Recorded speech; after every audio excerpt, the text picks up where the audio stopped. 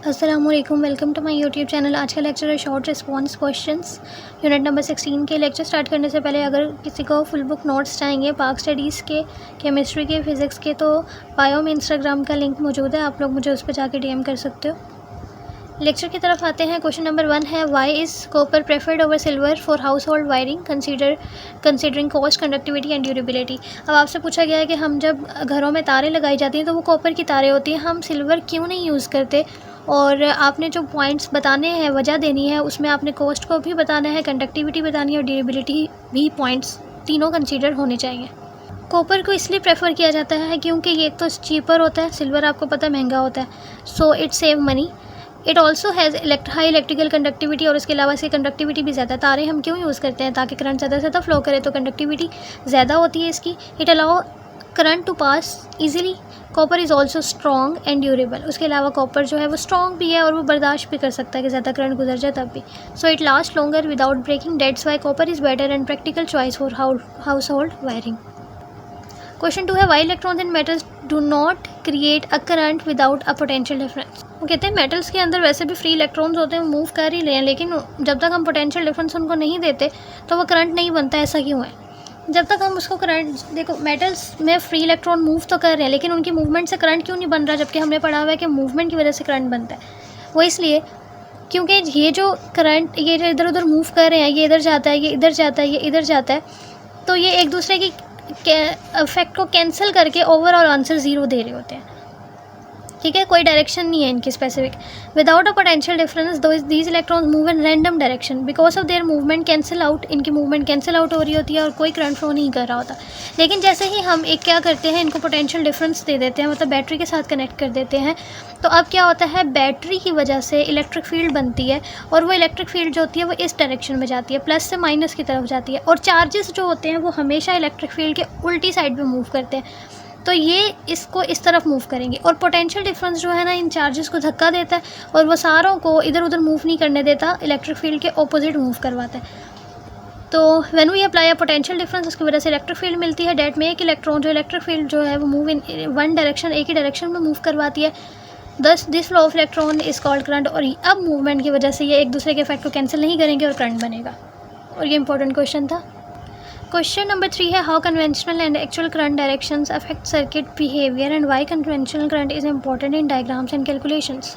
देखो, जब हमारे पास क्या होता है कि यहाँ पे इस चीज़ को हम बैटरी के साथ अगर कनेक्ट कर रहे हैं, तो जब तक इलेक्ट्रॉन्स जो होते हैं मूव कर रहे होते हैं तो करंट बनता है। अब इलेक्ट्रॉन्स किधर मूव करते जाते हैं, तो जब तक इलेक्ट्रॉन डिस्कवर नहीं हुए थे तो सोचा जाता था कि पॉजिटिव वाले ही क्या करते हैं, पॉजिटिव इधर से पॉजिटिव वाले चार्जेस मूव करके वे जाते हैं नेगेटिव की तरफ और करंट बनता है। इसको बोलते हैं कन्वेंशनल करंट। लेकिन जब इलेक्ट्रॉन्स की डिस्कवरी हो गई तो फिर ये सोचा गया कि नहीं, नेगेटिव चार्जेस ही नेगेटिव से निकलकर, मतलब माइनस वाले चार्जेस नेगेटिव से निकलकर प्लस की तरफ जाते हैं, तो इसको बोलते हैं एक्चुअल करंट। पहले क्या सोचा जाता कि प्लस वाले चार्जेस ही नेगेटिव की तरफ निकल कर जाते हैं, तो इस तरह से ये कन्वेंशनल करंट था, ये एक्चुअल करंट है।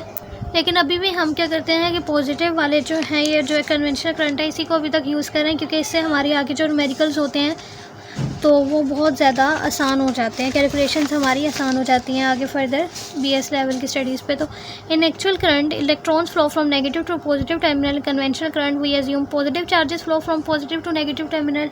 ठीक है, अच्छा, दोनों का इफेक्ट ना सेम ही है, तो ऐसा नहीं है कि वर्किंग जो है सर्किट की वो चेंज हो जाती है। लेकिन जो आगे स्टिल जैसे ओहम्स लॉ के या सर्किट डायग्राम्स होते हैं उसमें डायरेक्शन इंपॉर्टेंट होती है, इसलिए हम ये डायरेक्शन ले लेते हैं। बाकी ये नहीं है कि आंसर चेंज आ रहा हो, तो वो सब कुछ सेम होता है। क्वेश्चन 4 है कि आपने ईएमएफ और पोटेंशियल डिफरेंस में डिफरेंस लिखना है, इंपॉर्टेंट डिफरेंस है। अगर हम बात कर रहे थे पोटेंशियल डिफरेंस की, तो हम कह रहे थे कि पानी जो है वो ऊपर से नीचे क्यों आ जाता है, क्योंकि ऊपर शायद हाई पोटेंशियल पे, नीचे क्या लो, तो पानी खुद ही से आ जाता है। लेकिन अगर मुझे पानी को ऊपर से नीचे से ऊपर भेजना है, लो से हाई पोटेंशियल पे भेजना है, तो मुझे मैं ऐसे नहीं भेज सकती, मुझे एक फ़ोर्स लगानी पड़ेगी। मैं मोटर का यूज़ करती हूँ जो मुझे ईएमएफ फोर्स प्रोवाइड करती है, जिसकी वजह से यहाँ से यहाँ पानी फ्लो करता है। तो अगर हम ईएमएफ की बात करें तो ईएमएफ जो है बैटरी के ऊपर अक्सर लिखा था 1.5 वोल्ट, तो ये वो ईएमएफ है, ये टोटल एनर्जी है गिवन बाय बैटरी। फिर हम क्या करते हैं, जब इस बैटरी के कनेक्टेड अक्रॉस क्या कर देते हैं, एक बल्ब लगा देते हैं। तो अब क्या होगा, यहाँ तक 1.5 आया, उसके बाद क्या हो गया 1.5, बैटरी बल्ब चलाने के लिए कुछ एनर्जी लग गई, जैसे 0.5 लगी, अब यहाँ पर बची हुई कितनी आई 1। तो 1.5 से 1 माइनस करेंगे तो पोटेंशियल डिफरेंस कितना है 0.5। तो ये एनर्जी है जो use by parts like bulbs और रेजिस्टर्स। तो फाउंड अक्रॉस द बैटरी और सोर्स, और ये find across any component in the circuit. ठीक है, ये आपको सर्किट के किसी कंपोनेंट से मिलती है और ये बैटरी से मिलेगी। Prevent even when no current is flowing, और ये तब भी प्रेजेंट होती है अगर करंट नहीं भी फ्लो करे, क्योंकि बैटरी की happen only when current is flowing. Current flow करेगा तो बल्ब से गुजरेगा, और बल्ब से गुजरेगा तो हमें पोटेंशियल डिफरेंस मिलेगा। ये भी वोल्ट में मेजर की जाती है, ये भी वोल्ट में, दोनों का फॉर्मूला भी सेम है। And why this distinction matter in circuit analysis. Okay, EMF आपको बता दिया है कि total energy given to the circuit, potential difference बता दिया, how much energy is use की, कितनी एनर्जी जो है बल्ब ने यूज़ की। जैसे अभी आपने देखा 1.5 थी, बल्ब ने 0.5 यूज़ कर ली, बाद में 1 रहेगी तो माइनस के, तो 0.5 मतलब बल्ब ने यूज़ कर ली, तो उसका पोटेंशियल डिफरेंस है। अगर हमें करंट, एनर्जी लॉसेस, एफिशिएंसी तो वगैरह फाइंड करनी है तो हमें इनकी डिफरेंस जो है वो पता होना चाहिए, ईएमएफ और पोटेंशियल डिफरेंस का। क्वेश्चन 5 है, how is the current carrying wire electrically neutral. एक करंट कैरिंग वायर है तो वो इलेक्ट्रिकली न्यूट्रल कैसे हो सकती है। Okay, wire is made of atoms with equal number of positive and negative numbers. अब अगर वायर है और उसके अंदर एटम्स हैं तो जितने नंबर ऑफ प्रोटॉन्स होंगे, मतलब पॉजिटिव है, उतने ही उसके अंदर क्या है, नेगेटिव है। Even when current flow only a few electrons move but the total number of positive and negative charges stayed equal. अब ये हो गया कि करंट फ्लो किया तो आपको होना ये चाहिए था कि नेगेटिव वालों को तो मूव कर देना चाहिए था, क्योंकि उनकी वजह से ही करंट फ्लो कर रहा है, तो वो थोड़े से ही फ्लो करते हैं, इतने फ्लो करते हैं कि अभी भी नंबर ऑफ पॉजिटिव और नेगेटिव जो है वो इक्वल ही रहता है। तो इसका मतलब कि देयर इज़ नो चार्ज, क्योंकि दोनों कैंसिल कर देते हैं तो कोई भी चार्ज नहीं होता। So current carrying wire has moving electrons but the wire remain electron. ऐसा होता है, तो अगर कोई करंट कैरिंग वायर है उसके अंदर मूव भी कर रहे हैं इलेक्ट्रॉन्स, लेकिन वो मूवमेंट के बाद भी प्रोटॉन और नेगेटिव चार्जेस बराबर ही रहते हैं, तो ओवरऑल एक दूसरे के इफेक्ट को कैंसिल कर रहे होते हैं, इसलिए वायर जो होती है वो न्यूट्रल ही रहती है।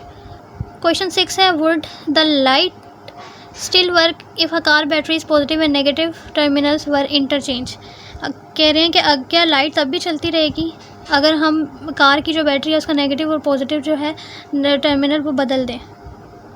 मतलब आपने देखा होगा, आप रेड वाली तार जो होते हैं वो एक नेगेटिव पे लगा रहे होते हो, और मुझे इस तरह से नहीं याद रेड किस पे लगाते हैं, लेकिन अगर आप उनको बदल दो तो क्या तब भी लाइट जलती रहती है। ठीक है, क्योंकि लाइट को चलने के लिए ना सिर्फ एक कंप्लीट सर्किट होना ज़रूरी है, सर्किट टूटा ना हो, ब्रेक ना हो। तो अगर उसको करंट हर जगह से मिल रहा है, सर्किट पूरा कंप्लीट है, तो फिर जो है वो डायरेक्शन मैटर नहीं करती। 7 है, evaluate the limits of Ohm's law, और स्पेशली अंडर एक्सट्रीम कंडीशन से मैंने आपको करवाया भी हुआ है टॉपिक में।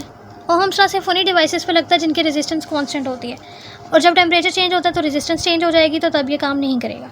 सुपर कंडक्टर्स में जब जिनका बहुत ज़्यादा लो टेम्परेचर होता है, उनकी रेजिस्टेंस 0 होती है, तो ओहम्स लॉ नहीं लगता, क्योंकि रेजिस्टेंस तो 0 होगी, कांस्टेंट तो नहीं है। हाई वोल्टेज होते हैं या जिनका बहुत ज़्यादा हाई करंट पे भी ओहम्स लॉ नहीं लगता। इन शॉर्ट ये अप्लाई नहीं होता डायोड्स पे, सुपर कंडक्टर्स पे, सेमी कंडक्टर्स पे, और ऑब्जेक्ट मूविंग चेंजिंग रेजिस्टेंस, ऐसे ऑब्जेक्ट जो जिनकी रेजिस्टेंस चेंज हो रही हो उन पे नहीं लगता। तो आप यहाँ से कर लो, या बेशक मैंने आपको जो टॉपिक पे लिखवाया आप वहाँ से भी कर सकते हो। इसके अलावा जो बुक पे इसके ग्राफ बने हुए हैं डायोड ट्रांजिस्टर के, वो भी बना लेना। और क्वेश्चन नंबर 8 है कि how does a wire shape affects its resistance, whether bending changes its resistance. के रेजिस्टेंस जो होती है ना वो लेंथ, एरिया और मटेरियल पे डिपेंड करती है, आपने पढ़ा है।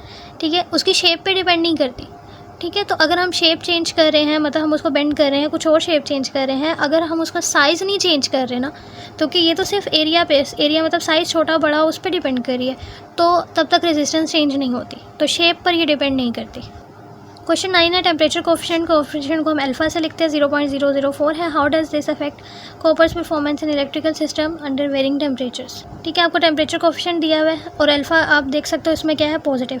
अगर अल्फा पॉजिटिव होता है ना, इसका मतलब कि रेजिस्टेंस जो है वो बढ़ रही है टेम्परेचर के साथ, तो इसका मतलब कि कॉपर्स की रेजिस्टेंस क्या हो रही है, increases with temperature. So in electrical system when temperature rises, तो कॉपर वायर ओपोज करंट, तो मतलब उसकी रेजिस्टेंस बढ़ेगी और वो करंट को क्या करेगा, ओपोज करेगा, रोकेगा, विच कैन अफेक्ट परफॉर्मेंस, जिसकी वजह से परफॉर्मेंस अफेक्ट होगी। Dates why copper work best at normal और लो टेम्परेचर पे ही सिर्फ काम करते हैं। टेम्परेचर बढ़ जाएगा तो उनकी रेजिस्टेंस भी बढ़ जाएगी।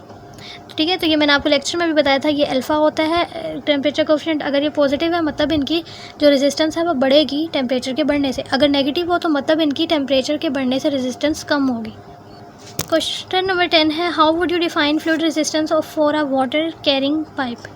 फ्लूइड मतलब पानी की रेजिस्टेंस। अब पानी की रेजिस्टेंस क्या है, मतलब पानी को फ्लो करने से रोकेगा। तो फ्लूइड रेजिस्टेंस क्या है, opposition to the flow of water in the pipe, मतलब पाइप में पानी जा रहा है, अगर कोई चीज़ उसको रोक रही है तो वो फ्लूइड रेजिस्टेंस है। It depend on the length, with and roughness of the pipe, ये भी उसी चीज़ पे कि लेंथ कितनी है पाइप की, विथ मतलब पाइप चौड़ा है, अगर पाइप चौड़ा है तो उसमें से पानी ज़्यादा निकलेगा, और अगर कम चौड़ा है तो पानी कम गुजरेगा।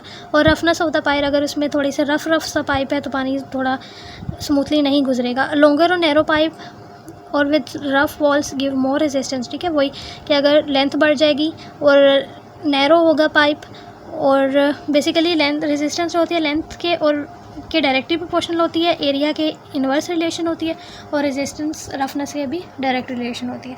ये सारा हमने लेक्चर्स में पढ़ा हुआ था। I hope you understand this lecture. Thank you so much for watching. अल्लाह हाफिज़।